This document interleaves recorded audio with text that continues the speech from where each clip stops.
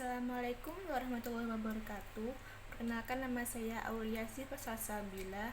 Di sini saya akan membahas tentang sengketa hak merek dagang antara geprek bensu dan ayam geprek bensu. Yang pertama, kita akan membahas tentang latar belakang. Jadi, hak kekayaan intelektual adalah hak yang timbul karena terciptanya pemikiran kreatif manusia dalam bentuk penciptaan atau hasil karya intelektual. Hak kekayaan intelektual meliputi hak cipta. Hak cipta yaitu hak yang melindungi hasil karya cipta dalam bentuk karya sastra dan seni. Yang kedua yaitu hak paten. Hak paten adalah hak yang melindungi hasil kreasi dalam bentuk penemuan baru. Yang ketiga ada merek dagang. Merek dagang ini meliputi atau melindungi nama, logo, tanda, dan kombinasi yang membedakan suatu produk dengan produk yang lain. Yang keempat ada desain industri. Desain industri ini melindungi rancangan pakaian atau busana, perhiasan, peralatan rumah tangga, dan lainnya. Jadi, hak ini sangat penting untuk pemilik usaha karena memberikan hak eksklusif untuk mengembangkan dan memanfaatkan hasil ciptaan mereka secara komersial. Bagi pemilik hak ini akan mendapatkan perlindungan secara hukum dari pelanggaran hak tersebut.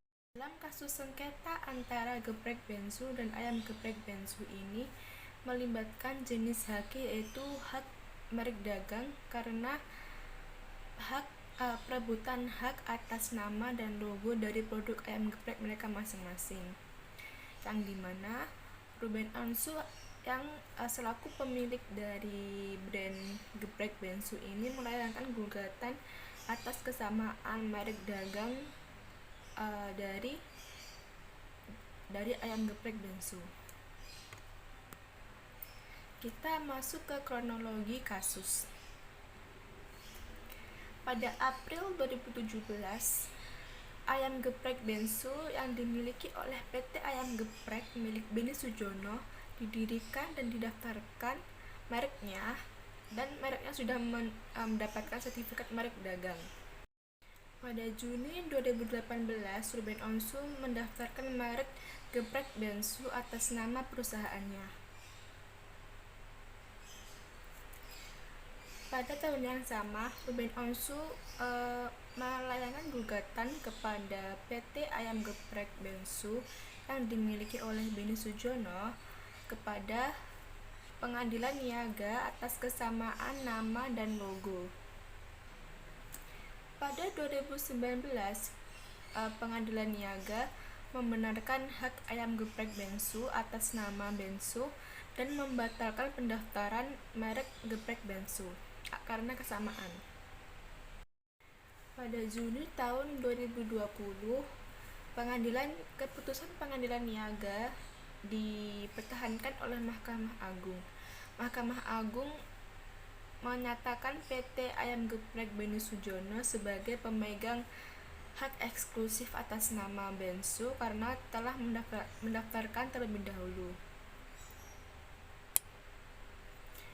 Mahkamah Agung juga menyatakan bahwa Ruben Onsu memiliki niat jahat karena pernah menjadi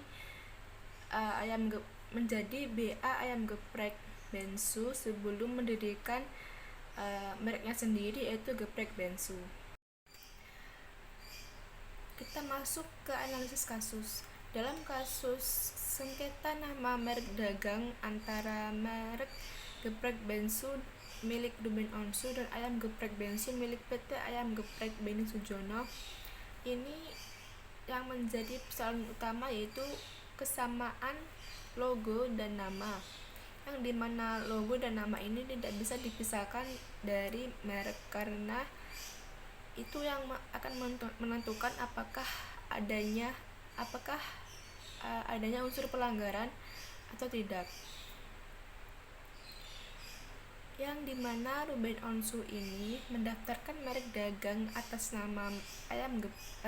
nama Geprek Bensu pada tahun 2018, yang dimana ayam geprek Bensu milik PT Ayam Geprek Beni Sujono ini sudah mendaftarkan terlebih dahulu pada tahun 2017. Kesamaan yang dimiliki dari ayam geprek milik Ruben Onsu ini yaitu dominan warna yaitu oranye dan merah. Yang kedua, kesamaan gambar ayam atau logo ayam yang memiliki pita warna merah di lengan, dan tentu saja nama Geprek Bensu yang terlebih dahulu didaftarkan oleh PT Ayam Geprek Beni Sujono. Namun Ruben Onsu ini melayangkan gugatan terlebih dahulu kepada Ayam Geprek Bensu milik PT Ayam Geprek Beni Sujono karena kesamaan logo dan merek dagang.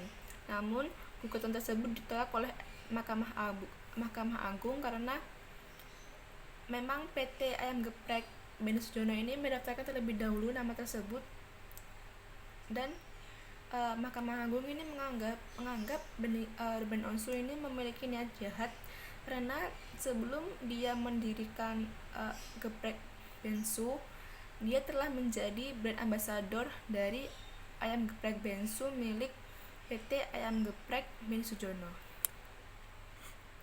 Hal ini menjadi masalah karena dapat menyebabkan kekeliruan bagi konsumen dan menghilangkan fungsi pembeda merek.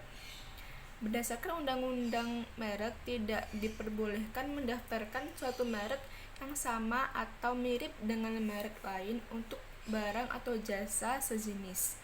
Oleh karena itu, kesamaan logo dianggap melanggar hukum merek. Faktor inilah yang kemudian menjadi pertimbangan penting bagi Mahkamah Agung dalam memutuskan adanya unsur pelanggaran hak cipta logo oleh Ruben Onsu. Kita masuk ke penyelesaian dan hasil akhir perkembangan kasus. Penyelesaian sengketa di pengadilan. Ruben Onsu menggugat PT Ayam Geprek Beni Sujono ke pengadilan Pengadilan Niaga pada tahun 2018 atas persamaan merek Geprek Bensu dengan Ayam Geprek Bensu. Pada tahun 2019, Pengadilan Niaga membenarkan hak PT Ayam Geprek milik Ayam Geprek Beni Sujono karena telah mendaftarkan merek terlebih dahulu dan memutuskan pembatalan pendaftaran Geprek Bensu milik Ruben Onsu. Kasasi ke Mahkamah Agung. Putusan di Pengadilan Niaga dibanding Ruben Onsu ke Mahkamah Agung pada tahun 2020, MA menolak banding tersebut dan menguatkan putusan sebelumnya. MA menyatakan PT Ayam Geprek Beni Sujono memiliki hak eksklusif merek dagang karena mendaftar pertama. Ruben Onsu juga dianggap bermaksud jahat ya karena dia sudah pernah menjadi BA atau menjadi brand ambassador dari Ayam Geprek Bensu sebelum dia mendirikan merek ayam gepreknya sendiri yaitu Geprek Bensu. Dan Ruben Onsu ini membujuk anak dapur dari Ayam Geprek Bensu untuk sama-sama mendirikan merek dagang sendiri yaitu Geprek Bensu itu. Perkembangan akhir. Putusan Mahkamah Agung dianggap mengakhiri sengketa hukum ini. Hak atas merek Bensu tetap dimiliki oleh PT Ayam Geprek Beni Sujono sesuai first of file. Sedangkan usaha Geprek Bensu harus beroperasi dengan merek baru karena pembatalan pendaftaran awal merek oleh pengadilan. Kasus ini menunjukkan penerapan sistem first to file dan pelindungan hukum atas pelaku usaha yang terlebih dahulu mendaftarkan mereknya. Pada tanggal 23 Maret 2023, Beni Sujono menggugat Ruben Onsu atas kerugian senilai 100 miliar Namun gugatan tersebut ditolak oleh atau batal karena berdasarkan penataan penetapan Majelis Hukum Pengadilan Negeri Jakarta Selatan pada tanggal 30 Mei 2018 yang menyatakan bahwa bensu merupakan singkatan yang sama dengan Ruben Onsu, maka memiliki kekuatan hukum yang mengikat penetapan bensu sebagai singkatan dari Ruben Onsu. Kita masuk ke argumen.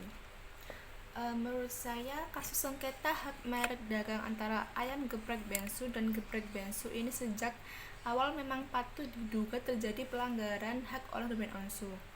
Hal ini dibuktikan karena ayam geprek bensu terlebih dahulu mendaftarkan dan mendirikan mereknya di Direktorat Jenderal Kekayaan Intelektual pada April 2017. Sementara Ruben Onsu baru mendirikan geprek bensu setelah menjadi brand ambassador ayam geprek bensu. Dengan kata lain, Ruben Onsu seharusnya tidak menggunakan dan mendaftarkan merek yang sama, mengingat ia pernah bekerja dengan Benny Sujono sebelumnya. Produk, logo, bahkan gambar ayam pada logo kedua merek tersebut juga sangat mirip sehingga dapat menimbulkan kekeliruan di mata konsumen. Hal ini jelas merugikan Benny Sujono sebagai pemilik merek sah karena terlebih dahulu didaftarkan. Oleh karena itu, putusan pengadilan yang mencabut pendaftaran merek Ruben Onsu ini memerintahkan penghapusan patut didukung karena hal itu penting untuk melindungi hak dan kepentingan Benny Sujono. Sementara gugatan balik Benny Sujono untuk meminta ganti sebesar 100 miliar ini merupakan langkah wajar guna memperoleh kompensasi atas kerugian yang ditimbulkan akibat pelanggaran hak merek oleh Ruben Onsu.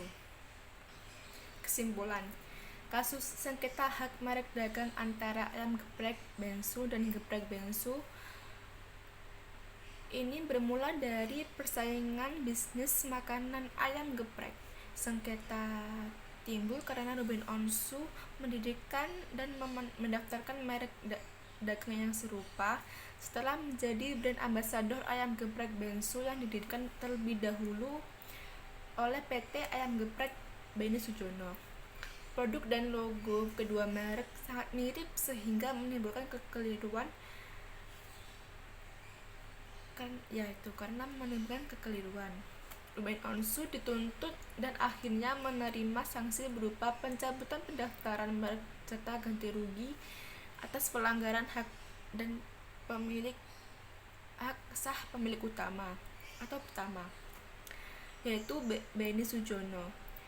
Melalui proses pengadilan, kasus ini dapat diselesaikan berdasarkan keputusan hukum yang memihak pemilik merek awal. Saran dari kasus ini, kita bisa tahu bahwa ketika kita ingin mendaftarkan suatu merek, kita harus terlebih dahulu mengecek apakah merek tersebut merupakan pelanggaran terhadap merek lain yang telah didaftarkan terlebih dahulu. Hal ini penting untuk mencegah terjadinya sengketa hak kekayaan intelektual di kemudian hari. Demikian presentasi dari saya. Bila ada salah kata dan kurangnya saya mohon maaf. Wassalamualaikum warahmatullahi wabarakatuh.